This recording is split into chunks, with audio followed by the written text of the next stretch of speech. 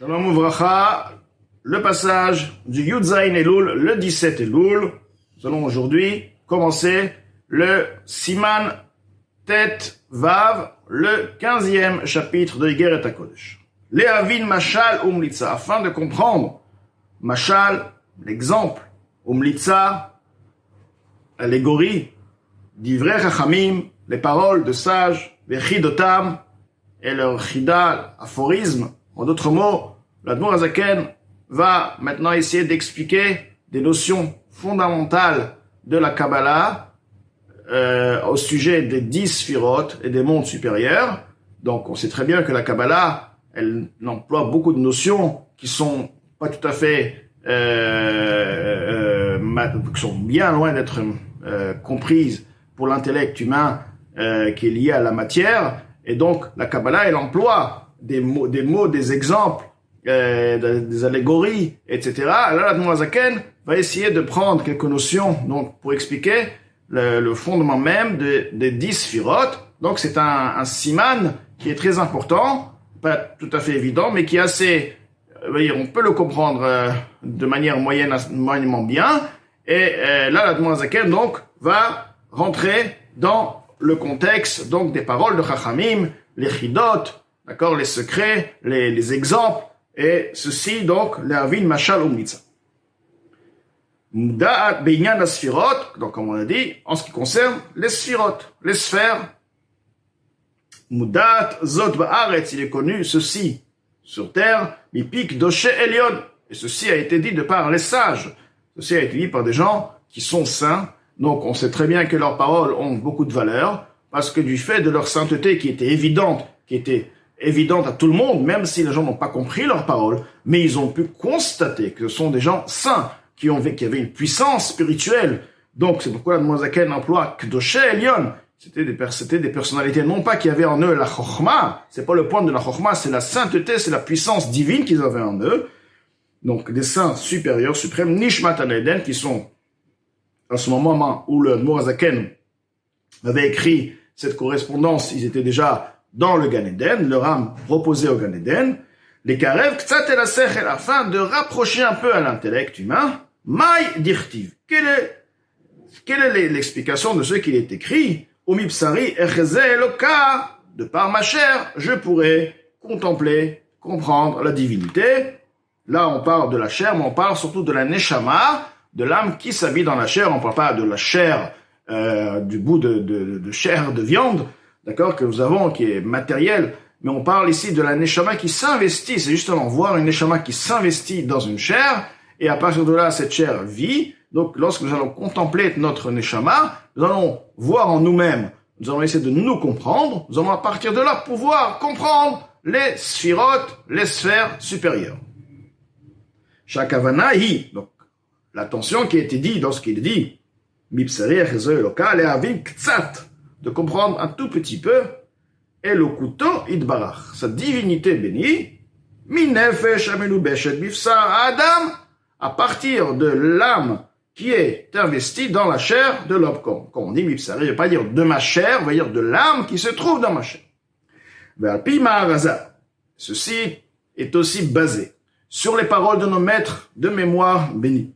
Al-Pasuk, Barachi nafshi vegomer, il est écrit dans le verset, béni mon âme, Barachi nafshi et Hashem. Béni mon âme, béni Akadosh Baruch Hu, etc. Ma Akadosh Baruch Hu chulu af neshama chulu. Il dit là-bas, de même qu'Akadosh Baruch Hu, on compare la neshama, de la même manière que la neshama, de la même manière qu'Akadosh Baruch Hu, ainsi la neshama. Donc il y a une comparaison qui se fait entre la neshama, de la même manière qu'Akadosh Baruch Hu rempli se trouve dans tous les mondes, la neshama aussi se remplit tout le corps. Donc, on voit ce lien entre la neshama et Akadosh Baruch Hu. À partir de là, encore une fois, lorsque nous allons regarder notre neshama, nous allons peut-être pouvoir comprendre un peu de Akadosh Baruch Hu. Ve'alpi ma'amar ha-Zohar. Et ceci, aussi d'après, basé sur les paroles du Zohar, al-Pasuk sur le verset, Vayipar be'apav, nishmat chaim. Akadosh Baruch Hu insuffla au sein des narines de Adam HaRishon une âme de vie. Man de nafar, mitochen nafar. Il dit que Akadosh Baruch Hu a insufflé, lorsqu'on dit on insuffle dans les narines, donc quelque part pour pouvoir investir ce souffle-là, il n'est pas suffisant de se mettre à côté des narines et de parler. Parce que le souffle ne va pas, bien qu'il y a du souffle qui sort de par la parole, mais ce souffle n'est pas assez puissant pour pouvoir rentrer et s'investir et s'introduire au sein même du corps. Il faut prendre beaucoup de souffle et souffler comme si on gonfle un ballon. Donc c'est un souffle qui provient du profond de la personne. Si, bien sûr, à l'exemple. Donc, de la même manière, ce souffle spirituel représente, qui vient du profond d'Akadosh Baruch Hu, c'est un souffle divin, donc un niveau d'un souffle de qualité, d'une autre qualité qui provient du profond d'Akadosh Baruch Hu, donc, comme il est expliqué autre part, le niveau interne de la lumière divine. Encore une fois, on voit donc le lien entre le souffle, la neshama, et Akadosh Baruch Hu. Vafil ou nefesh de Asiya, même le nefesh, le niveau de nefesh, car il y a nefesh, ruach, neshama, chaya, yechida, 4 niveaux, 4 catégories dans l'âme de la personne. Le premier niveau s'appelle nefesh. Le nefesh qui provient du monde de Asiya, car nefesh aussi représente et lié avec le monde de Asiya, le dernier monde. Hiba mizivug provient de par l'union. Zu nukva de Asiya. Donc l'union de Zu, donc ce sont les 6 sphérotes, les Chesed, Gvura, Tiferet, Netzach, Od, Yesod. Et Nukva, Nukva c'est la femelle, ceci représente Malchut. Et donc l'union dans les sphères de Asiya, Zu et Nukva, font à partir de cette union-là, Nefesh, le niveau de Nefesh a été, on veut conçu, a été créé, et ce niveau, donc le dernier niveau, vers Mochin Shelahem, et leur cerveau, Shem Bechinat Chaya ou Neshama, qui sont eux, le concept, le niveau de Chaya et de Neshama. On sait très bien que, on a dit Nefesh, Ruach, Neshama, Chaya, Yechida. Donc les niveaux de Chaya et Neshama proviennent à partir des Mochin, d'Asiya. Les Mochin, le cerveau d'Asiya, si on veut, ce niveau-là correspond à Chaya et à le niveau de Chaya, le niveau qui s'appelle Chaya sur la personne, le niveau supérieur de la Neshama, et le niveau Neshama. Des Zu Nukva, donc de Zu Nukva, comme on a bien expliqué, Zu c'est les 6 sphirotes et Nukva la femelle, Shehen Hen Achoraim de Kelim, ce sont eux le niveau arrière, le niveau extérieur des réceptacles, des Zu Nukva de Atzilut, du niveau de Zu Nukva, donc de les 6 sphirotes, Ze'er Anpin et Nukva la femelle Malchut, de Atzilut. Donc, en d'autres termes, si on veut, nous avons, dans tous les mondes, nous avons les 10 sphirotes. Le niveau qui est ce qu'ils appellent extérieur, bien sûr qu'il est le niveau révélé du monde, de chaque monde, mais au fin fond, si on veut, à l'intérieur de ce niveau qui s'appelle révélé, en fait, se trouve le niveau du monde supérieur.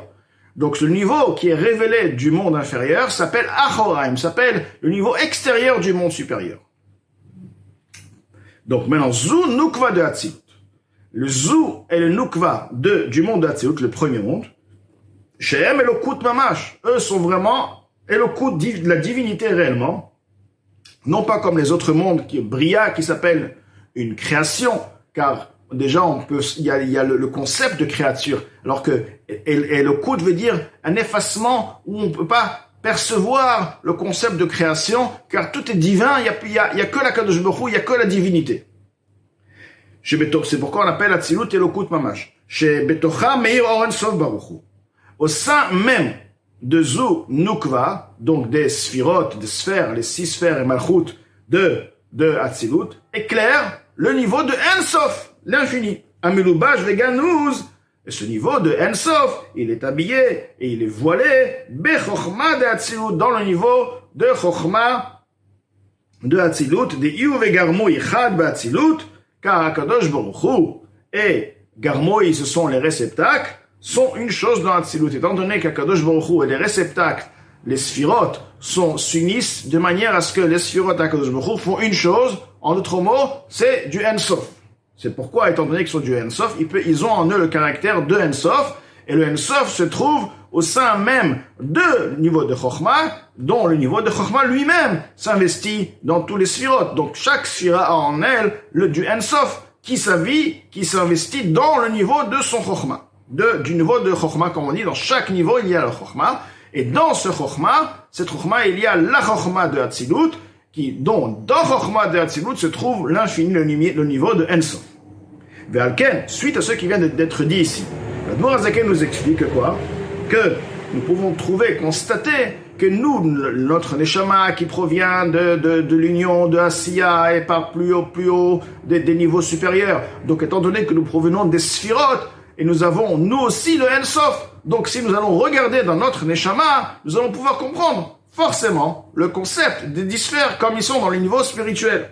Ve'alken, c'est pourquoi, Gam benishmat Adam, dans l'âme de l'homme également, Meir Ensof Baruch Hu, éclaire le Ensof, éclaire la lumière de l'infini béni il est, Milubash Veganouz. Ceci, bien sûr, il est habillé, il est voilé, Be'or HaChokhmah Sheba, au sein même du niveau de Chokhmah de Hatzilut, de l'être humain.